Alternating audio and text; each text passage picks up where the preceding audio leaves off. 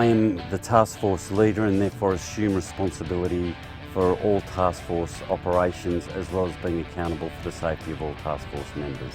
The exercise is really important at an international level. It achieves us a level of recognition through the United Nations that will give us preferred treatment through the UN system during disasters because we're a known quantity, we conform with their guidelines, and this exercise is all about ensuring that we do comply with those guidelines and will be certificated to do so.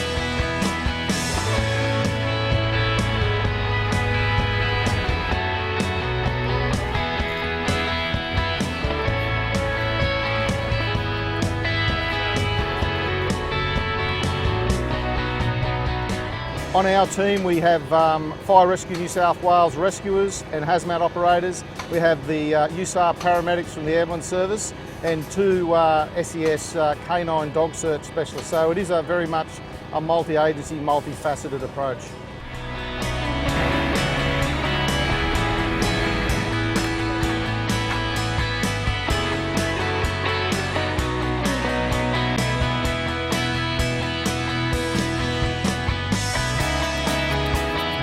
As part of the multi-agency approach to our USAR task force, paramedics are embedded within each of the teams, and their role is twofold. One is to provide welfare and support, and of course paramedic care to the team themselves. That's an important role. And then the most obvious role, I guess, is that in the event that a patient is found, they can commence life-saving treatment there right on the site as the patient's being extricated. What's fascinating is how they work as a team. It's just not paramedics, fireys and SES workers.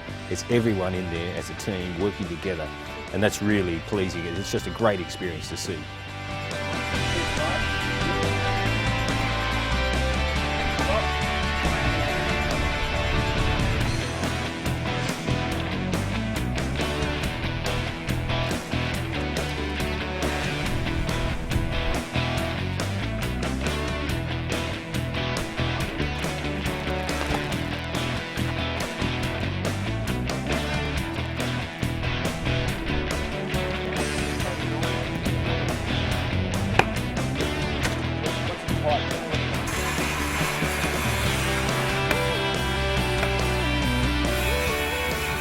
New South Wales SES currently have 6 USAR canine teams with 2 trainers, and We're slowly going to be building up to the full contingent of 12 USAR canine teams to support New South Wales Fire Rescue. The dogs go and find injured people that have been trapped or buried in terrorist attack, tsunami or an earthquake scenario, and locate them, and then we then pass that information over to the other agencies who come in. It's been outstanding on a training point of view, and a learning curve. It's been great.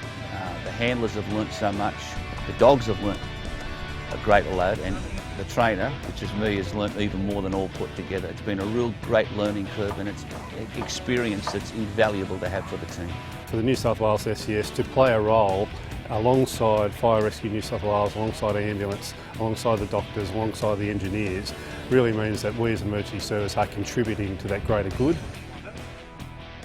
The Australian USAR system is well regarded internationally, and it's part of our international responsibilities to be a member of the international system, and New South Wales and Queensland are important parts of that.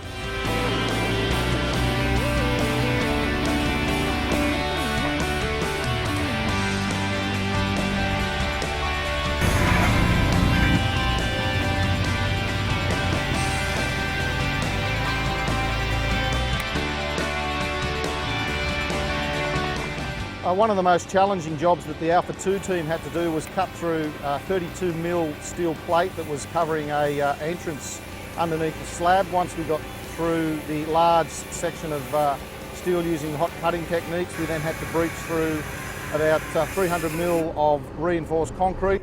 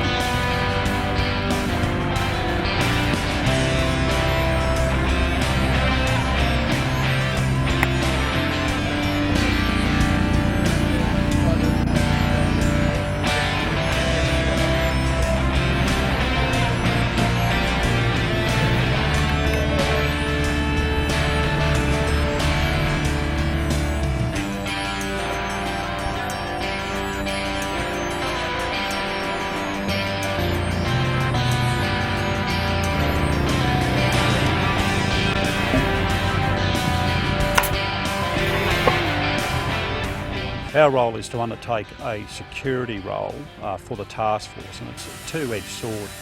Firstly, security for the personnel and assets on the task force, and secondly, working with the local emergency management agency in country and acting as that point of contact.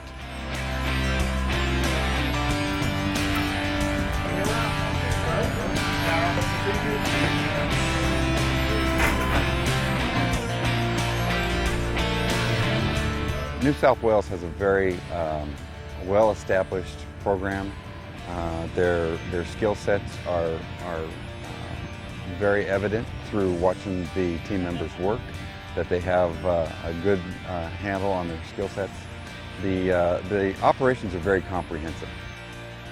It is a system that we use in the United Nations in order to classify, to make sure that these teams, they will represent a good quality. I have seen many of teams working, and I think that they're doing a great job.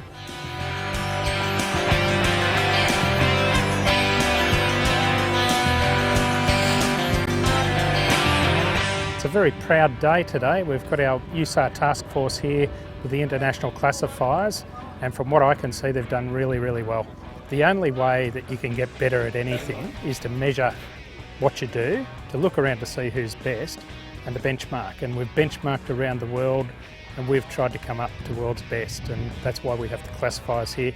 What that translates into is better services for the people of New South Wales, and an ability to project that capability right around the world to help people in times of need. The logistics and management structure that was set up and the efficiency in the field was just excellent. Look, they're a quality team, and that shows through. And you put the hard work in, and you're well resourced, and you have good people, and that's the results you're going to get.